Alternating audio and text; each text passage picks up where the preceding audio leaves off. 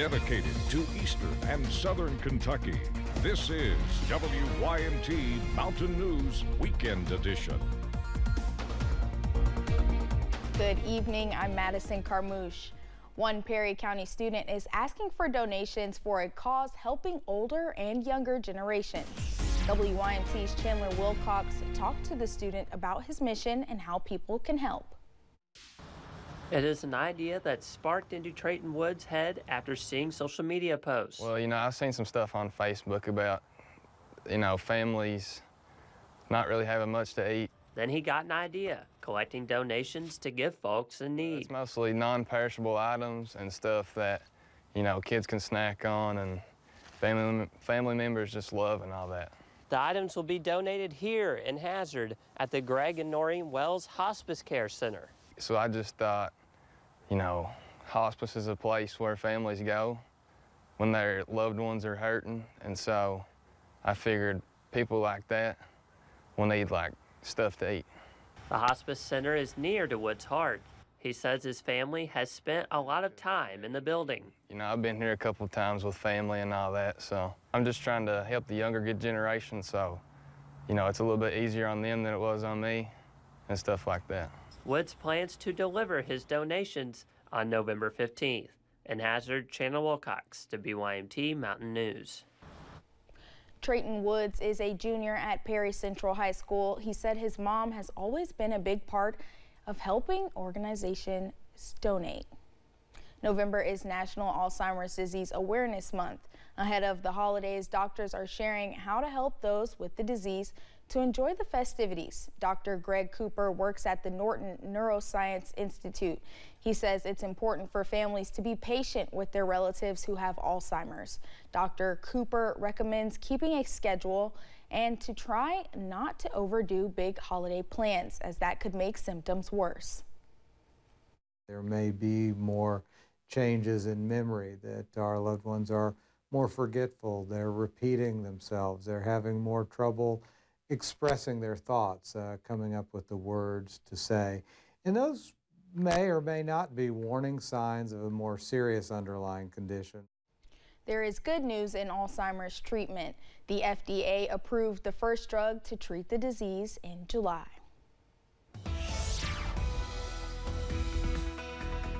We are tracking some chilly weather across the mountains as we close out your weekend, but some above average weather is on the way as early as tomorrow. Temperatures this evening, though, are cool in the upper 30s and lower 40s, up to 37 for Hazard and 48 for Pikeville, also in Jackson, 37 also in Clintwood, and 36 over in Grundy at this hour. Up on the radar, we are dry, but notice those clouds are increasing over the Cumberland Valley, and that will continue to be the case as well as we go into tonight. So if you see some more clearing skies, you will be a little bit more chilly, but if you see the clouds, that will help to act as a blanket, so not as cool as we go overnight. But we do stay dry, all thanks to high pressure that has parked over the region, and that will also stick around through much of this week. So we are tracking once again another stretch of drier and warmer weather on the way, but we are not warm as we go into tonight. Those lows are back in the middle to upper 30s, and again we stay dry under a partly cloudy to mainly clear sky, and some more above average weather on the way as early as tomorrow. Temperatures back in the middle to upper 60s,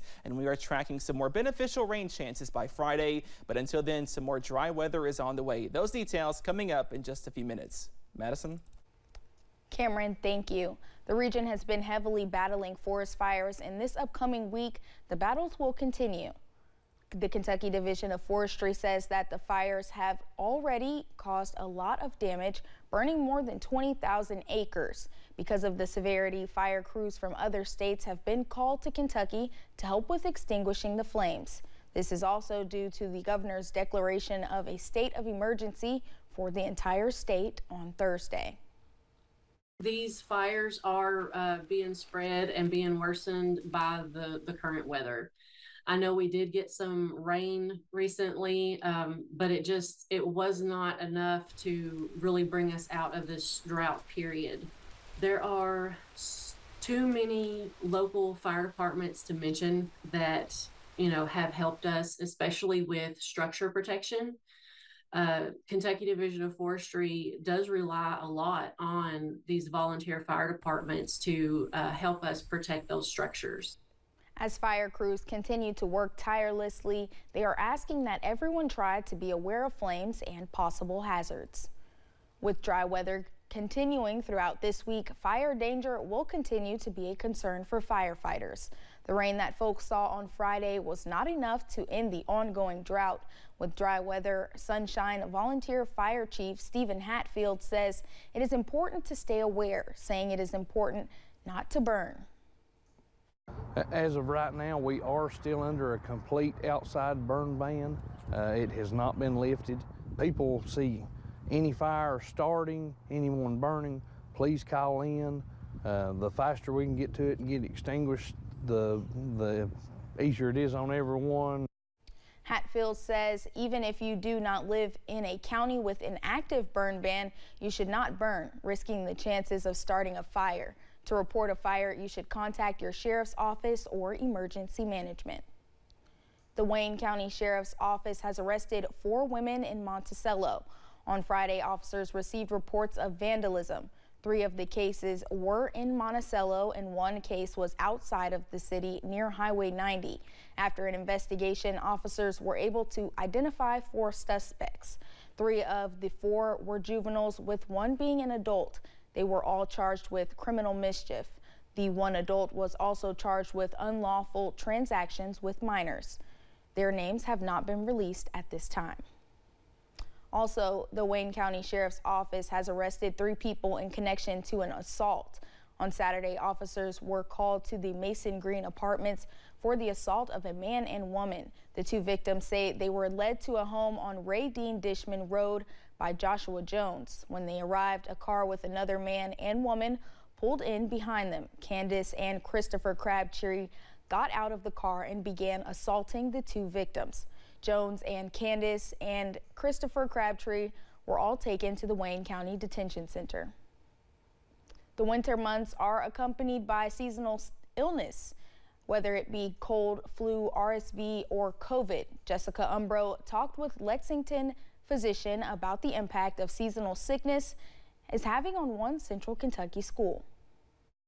When you get a disease running through school, whether it be staff or kids, sometimes shutting down for a day or 2 to cut that transmission does occur. Late Thursday evening, Barbourville City School posted on its Facebook page announcing they would be closed on Friday, November 10th due to, quote, staff shortage due to illness. Dr. Fox says the winter months make it easier for illnesses such as the cold and flu, respiratory illnesses such as RSV, and COVID to spread. We're in the wintertime, we're in enclosed doors, and so we're going to see more spread of infections. One kid comes to school feeling fine, but actually is in the first day of disease and can spread it to the other kids who can spread it to all over. After the COVID-19 pandemic closed schools nationwide just 3 years ago, Dr. Fox says there is a heightened awareness about the spread of infections. I think COVID did make us much more sensitive to infections and infectious disease and how they're transmitted, and concerned about transmission of all types of disease.